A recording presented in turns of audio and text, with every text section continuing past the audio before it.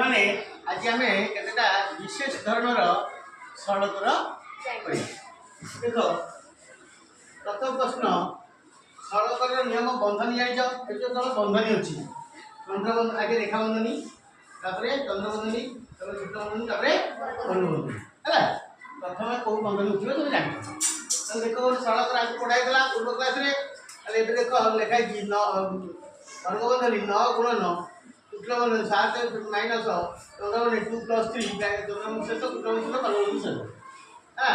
तबने आइ कोबंधन दियो तो रेखा बंधन नाही चंद्रबंधन ए 2 प्लस 3 अछि 2 प्लस 3 का लिखि दबा ताले वर्गबंधन 9 गुण 9 शुक्लबंधन माइनस 7 एटा 2 3 मिले केते 5 अरे के दाइला बंधन दिलो बदली चंद्रबंधन उठिला